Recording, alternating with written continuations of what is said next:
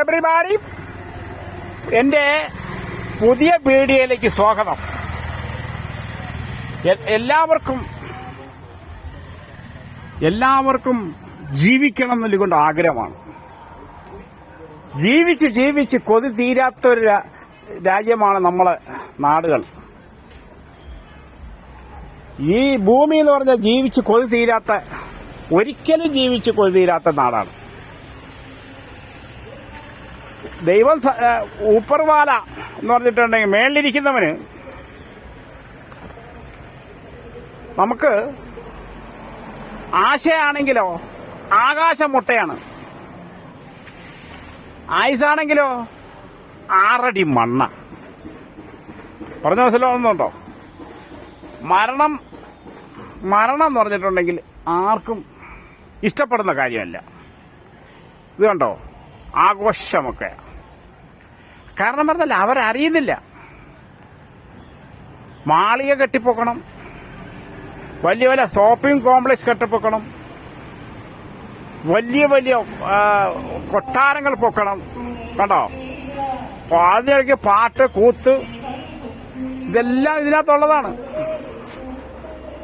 ഭയങ്കര ആഘോഷങ്ങൾ നടത്തണം. പറഞ്ഞു മനസ്സിലാവുന്നുണ്ടോ? ഭയങ്കര ആഘോഷങ്ങൾ നടത്തണം. അതിനിടയ്ക്ക്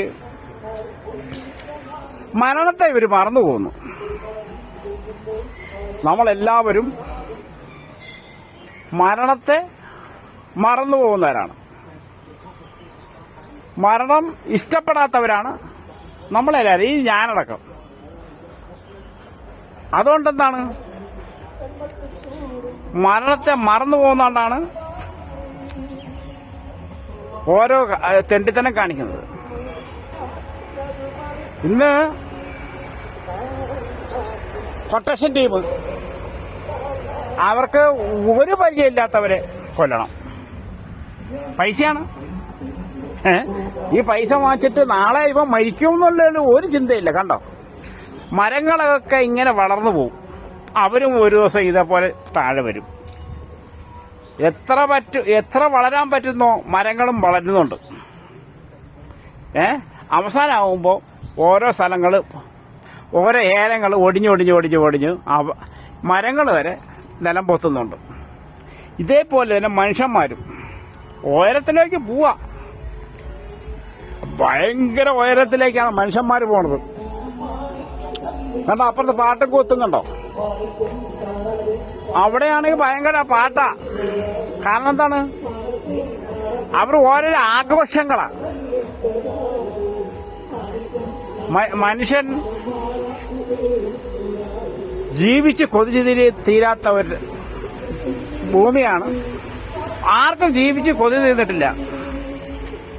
നാളെ മരിക്കാൻ പോകുന്നവന് അവനും ഉണ്ടാക്കണം താജ്മഹല്.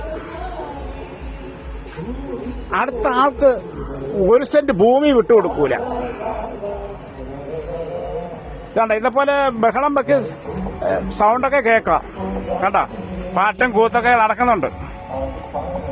1 സെന്റ് സ്ഥലം വേറെ ആർക്കും വിട്ടുകൊടുക്കൂല.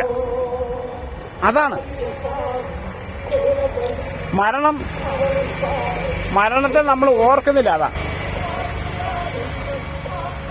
ഇന്ന് അടുത്തവനെ എങ്ങനെ പറ്റിക്കണം, അങ്ങനെ പറ്റിക്കാൻ നോക്കുന്നവരാണ്.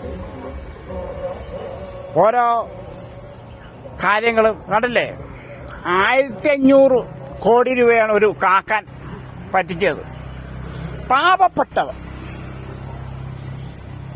അവര് മക്കളെ കല്യാണത്തിനും അതിനൊക്കെ വെച്ചിരുന്ന പൈസ. പുള്ളി ഇപ്പം റോളക്സിലും 12 കോടി 20 കോടിന്റെ വണ്ടിയിലാണ് കറങ്ങുന്നത്. അവനും ഓർക്കുന്നില്ല ഞാൻ മരിക്കും, ചിലപ്പോൾ ഈ വണ്ടിയിൽ നിന്ന് കത്തിപ്പോകുന്ന അറിയുന്നില്ല. ഈ പാവപ്പെട്ട പാവങ്ങളെ പ്രാക്ക്. എന്റെ പൊന്ന് കാക്കാമാരെ, ഒരു കാര്യം ഞാൻ പറയട്ടെ, നിങ്ങൾ എന്തിനാ ഈ സ്വർണം വാച്ച് കൂട്ടുന്നത്? ഈ സ്വർണത്തിന് എന്തിനാ ഇത്ര വില കൊടുക്കുന്നത്?